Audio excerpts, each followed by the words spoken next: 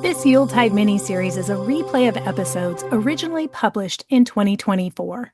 This way, the episodes are conveniently queued up in your podcast player so you don't have to go searching for them, and you never lose your spot in the listening order. As always, we're celebrating Yuletide in real time in the Numinous Network. I hope you'll join us for daily altar time from 10 to 10:30 a.m. Pacific, starting December 21st, winter solstice, and going through till New Year on January 1st. We're gathering on Zoom to check in, light our candles, and do a 20-minute guided trance journey to connect with the Yuletide theme of the day. So join us in the Numinous Network for Yuletide. Sign up at carmenspaniola.com.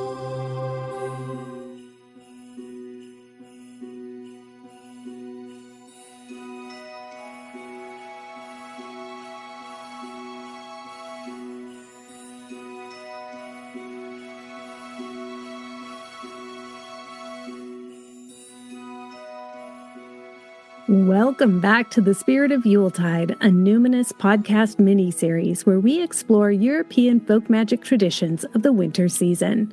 I'm your host, Carmen Spaniola, and I'm so pleased you're here for some calmness and creativity and connection through the holidays. In this episode, we're talking about holiday horrors. And while we'll notice the monsters and demons and depravity crop up throughout the season, this year I thought it would be nice to have one special episode dedicated to these characters. So even though they'll come up again in more detail at their relevant times through the season, I wanted to sort of gather them all up for a group picture, just consolidate them for a quick moment, and to give a bit more attention than I have in years past to some of them, and include some news stories I've never talked about before. And yes, that's right. For folks who are new, this isn't the first year I've had a Yuletide podcast, but for the past several years, it's been behind a paywall. And in fact, when I first researched and wrote this series like 7 years ago, it was just an email subscription. Over time, I recorded the emails so people could choose to listen or read. Then live in-person events for solstice started happening, and then throughout the whole wheel of the year. Then I took the events online and added even more of them, and a condensed version of these Yuletide traditions appeared in my cookbook, The Spirited Kitchen. So this series is always evolving and iterating depending on my capacity and interests, but this is the first time it's been totally free.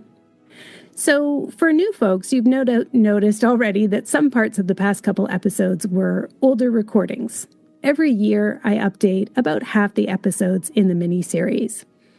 This year, I'll hopefully have time to update almost all of them, but please forgive any uneven sound quality in some of the episodes where I pull material out of the archive. Mileage may vary in terms of sound quality, I guess. It's sort of like, at times, the digital version of hearing an old gramophone recording. Or, I don't know, maybe not. I mean, I guess I could try to make those sound better, but it's kind of above my pay grade in GarageBand. I just go in, I adjust the compression and the frequencies and the squeeze and all those dials to get it sounding as clear and as warm as I can. But I'm just like pirate radio over here. I do this all myself. And to paraphrase the late, great Nina Simone, I got a lot of living to do before I die, and I ain't got time to waste on GarageBand. Okay, so here we are. On the day this episode drops, it's December 4th, and this is perfect timing for this episode because on December 5th, in various parts of Austria and Germany, we're going to see the Krampuslauf, or the Krampus Run, where Krampus and his menagerie of hooligan helpers will maraud through the streets at night.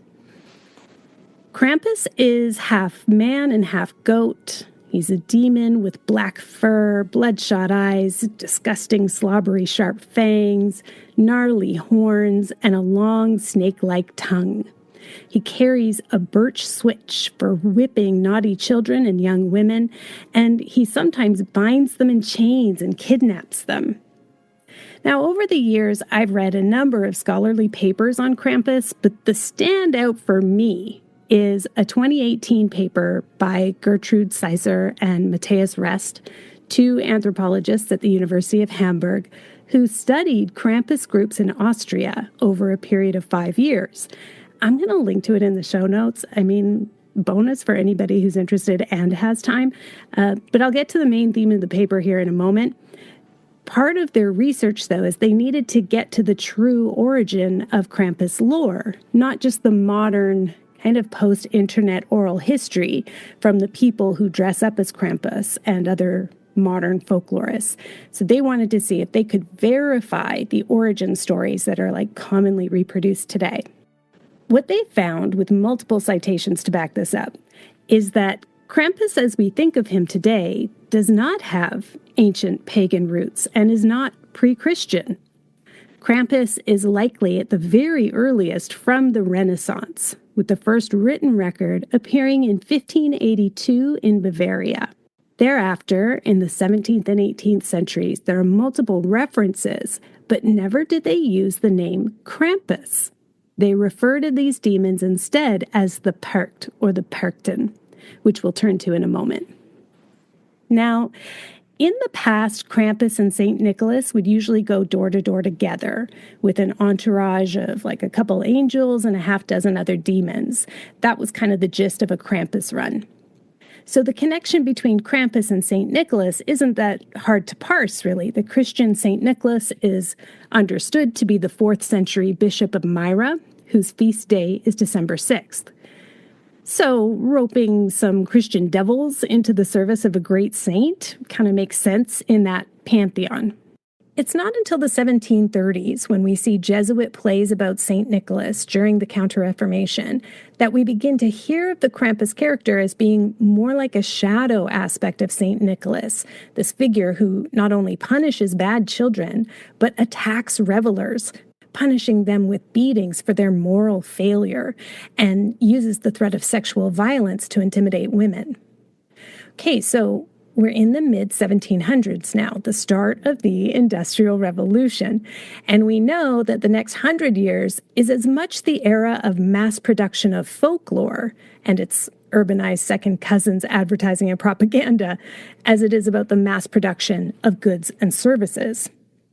And after a century of mass dissemination of information products like books, magazines, catalogs, postcards, greeting cards, posters, decorations, music, radio, photography, and more, now by the time we get to the late 1800s, the next wave of proliferation of Krampus runs. Well, now we're getting close to World War I. So, it's kind of like if Godwin's Law was a holiday board game. Remember that board game Yahtzee? If you roll 5 dice the same, you yell Yahtzee. Well, in this anti-fascist holiday podcast series, if you get a folklore tradition within 100 years of a great war, you yell Nazi. Because once again, my friends, it turns out that the Nazis latched onto Krampus runs and they framed them as a sort of pre-Christian ethnic German tradition. This served to protect their sense of ethno-purity. Krampus becomes an almost heroic figure, kind of an anti-hero, if you will, one who subversively protects the virtue of the Aryan race by maintaining an ethic of discipline for children. He represses and polices the populace through aggression and threats of violence. He restricts female self-expression and sexuality, literally making it uncomfortable for women to leave the house on Krampus run nights. In the big picture, this, of course, provides cover for actual salacious white male perversion and desire for violence, which you can read all about in Sizer and Rest's article in their paper. And you can read all about how the modern revival of and the modern proliferation in the last couple decades of Krampus traditions across Europe is rooted in white male identity politics and why it has taken on the dull edge of a kind of like make Christmas great again vibe in Europe.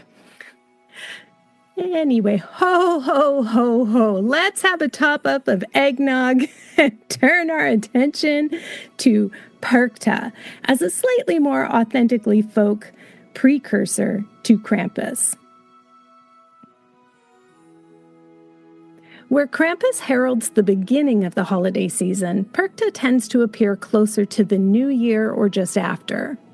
Perchta originates in the Alpine regions of Austria and Germany sometime in the Middle Ages. Now remember, the Middle Ages is that 1,000-year period from about 400 to 1400 Common Era. So she's quite a bit older than Krampus, but still not pre-Christian, technically not pagan, but we're not splitting hairs here. Perchta is a really interesting crone character. Like pretty much all crone figures of folklore, she has a dual nature because, in fact, she represents nature itself.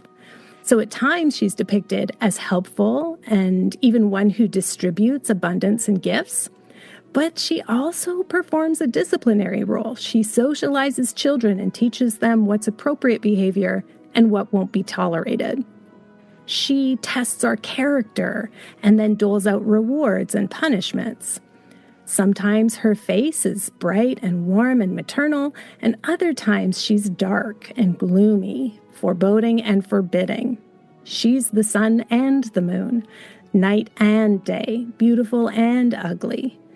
But at the core of her mythology, Perchta is mainly concerned with the welfare of the earth on a grand and even impersonal scale. She's seen as a personification of a more philosophical tension between good and evil as forces of nature, rather than the personal moral code both flouted and imposed by Krampus. And because of her dual nature, Perchta sometimes seems to be a bit, let's say, morally ambiguous, and we'll hear later in future episodes about just how harsh she can be. Now let's travel to Iceland and hear about Grilla, the cannibal giantess, and her Christmas cat, and her 13 sons known as the Yule Lads. Stories about Grilla come to us through the epic sagas of the Norse poets and bards. As early as the 13th century, Grilla is described as being an ugly giantess with 15 tails who eats her ex-lovers and even children. In her mythology, she stalks around farmyards, helping mothers by eating their naughty kids. She has 13 sons, known as the Yule Lads, and each of them has some kind of random annoying quality or some chaotic nature. They have names like Candle Stealer, Pot Licker, Door Slammer, Sausage Swiper, Window Peeper, and Doorway Sniffer. And if the Yule Lads didn't eat you themselves, they would kidnap you and feed you to the trolls. The more modern custom, emerging sometime in the 17th century or so, is that the 13 Yule Lads would arrive 13 days before Christmas. So we start to see them make an appearance around mid-December. And they had a cat, the Yule Cat, who was a giant as well, and who also ate people. So mothers were superstitious that they needed to ensure their kids got some new garment before Christmas, lest the Yule Cat devour them. There are stories told, even just from the past century, that during famine or war times, when resources were scarce and the poor were numerous, women would still scavenge wool caught on fences from sheep and take apart worn-out old clothing to re-knit them into socks for their children, so the kids would be protected from the Yule Cat come Christmas Day. So, getting socks for Christmas suddenly feels like quite a blessing, doesn't it, children? Now, let's not forget our two favorite grumpy old witches from the south and the east, respectively, La Befana and Baba Yaga. January 6th isn't just a special day for Perchta in Bavaria, it's also a special day in Italy, the day of Epiphany, when not only the three wise men meet baby Jesus, but also La Befana, and she bestows gifts for the baby. Here's how scholar Leslie D. Johnson told the story of La Befana in a really cool journal I found from 1940. Johnston writes, "Her tale is told in many forms and flavors, and La Befana emerges in Italian folklore alternately as a spirit, a witch, a biblical figure, or a kind, if occasionally grumpy grandmother. In the most common version, as the three magi follow their star to the site of Jesus' birth, they stop at the home of an old woman, La Befana, the hag. She waves them on. She's too busy with chores to follow. Soon, second thoughts creep in, and she packs her broom in a basket of baked goods for Mary on the logic that some cleaning and something to eat might go over better than frankincense. But she's too late to catch the Magi, and in her haste she's lifted into the sky to spend eternity soaring in search of the divine child. Just in case, she leaves gifts and sweeps up wherever she might find a child asleep on the night of Epiphany. In an especially poignant telling of the tale, La Befana loses a child to King Herod's massacre of Bethlehem's firstborn sons, and in her grief is blessed as a wandering mother to all children. Man, it is a rough go being a woman in Yuletide stories. Okay, La Befana is a gift bringer who often comes down the chimney to place gifts in the stockings or beside the hearth.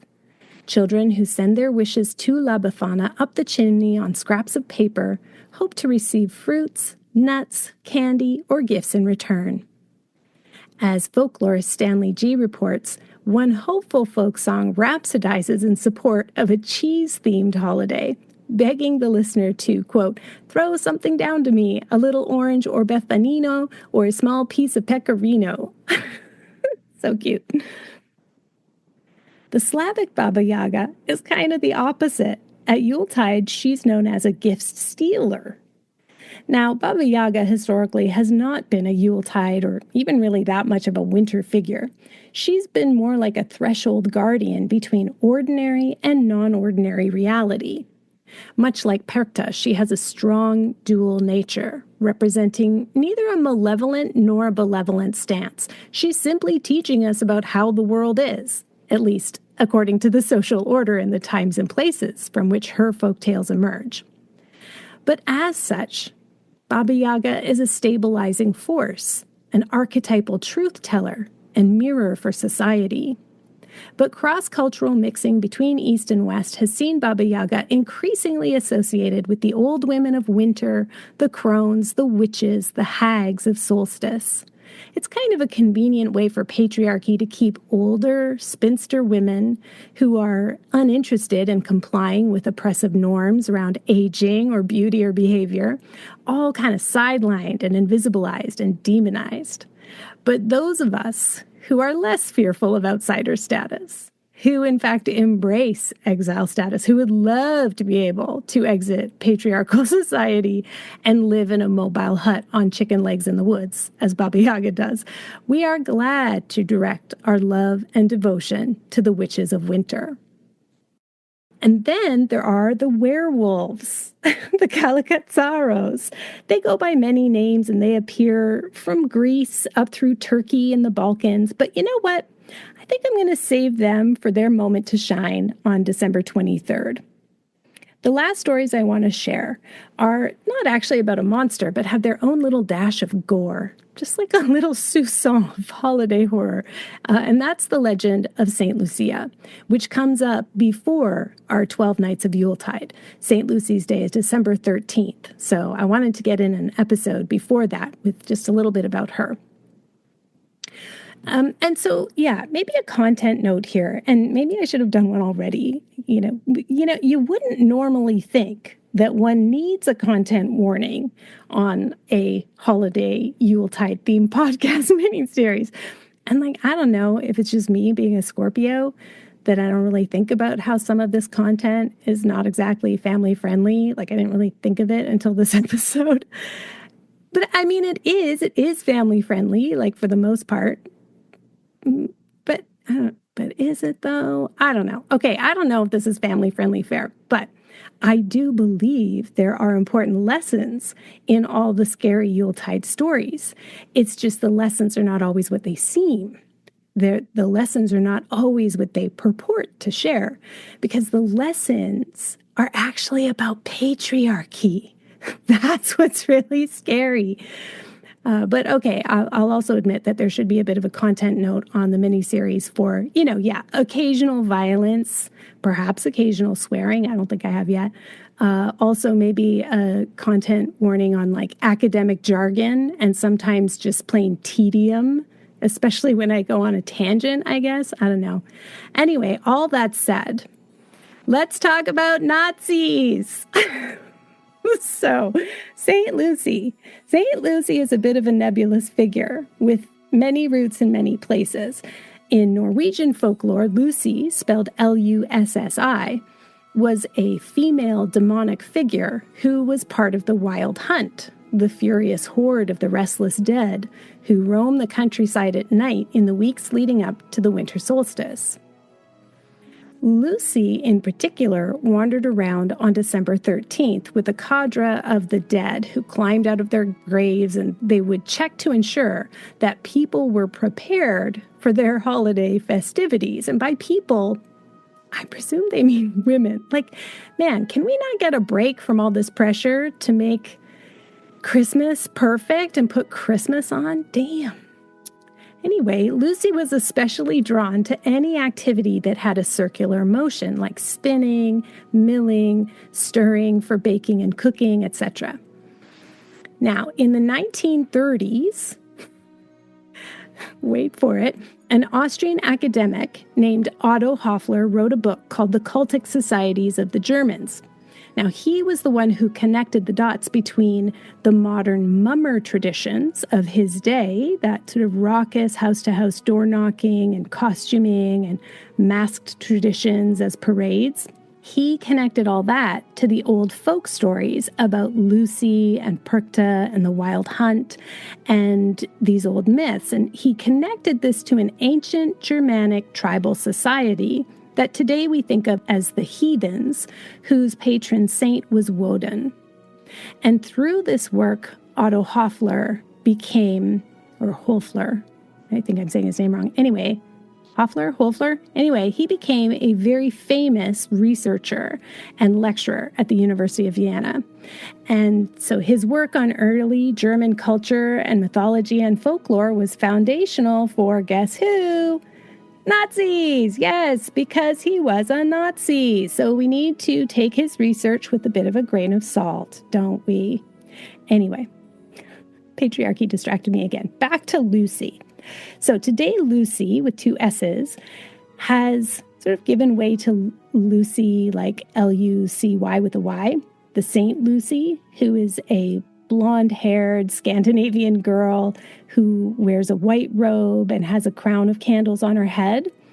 And this version has been imported by way of Germany, we think, as recently as the 1920s. Like before the 1920s, St. Lucia was not that big a deal in Sweden, it turns out. And there's actually a German tradition that may have been the precursor to the St. Lucia tradition from Sweden.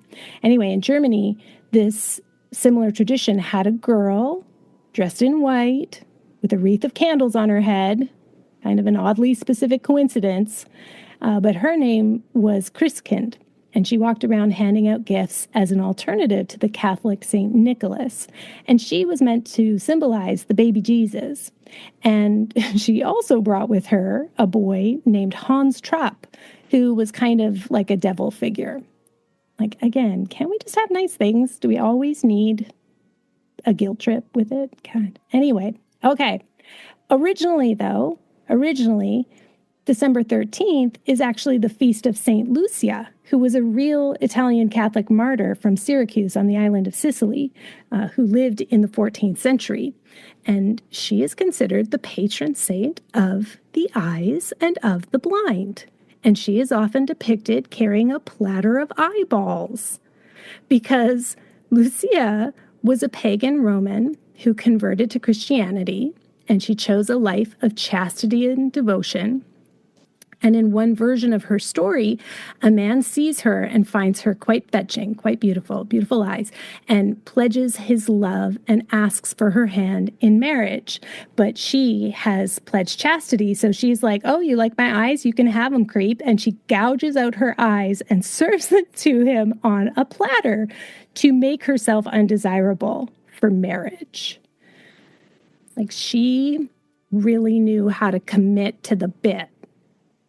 Another version of her story is that she, of course, at that time is being persecuted for being a Christian. And in that version, it's a soldier who gouges her eyes out before execution. But then the miracle that made her a saint, right? To become a saint, you had to perform a miracle. Anyway, the miracle is that her family finds that she has her eyes miraculously restored to her body when they go to bury her. So, good story. Okay, let's finish on a sweet note. Tomorrow will be December 5th, and in Germany and the Netherlands, children will be putting their boot outside, perhaps their wooden shoe outside, so St. Niklaus or Sinterklaas can put candy and coins in them. And some of the kids are going to be dressing up and going door to door with a basket, knocking on doors and singing a song to get candy from neighbors, just like Halloween. So fun! Like Christmas Halloween sounds awesome. So I wish all of the kids of all ages a safe and fun night. Good Yule to you. Until next time, take care.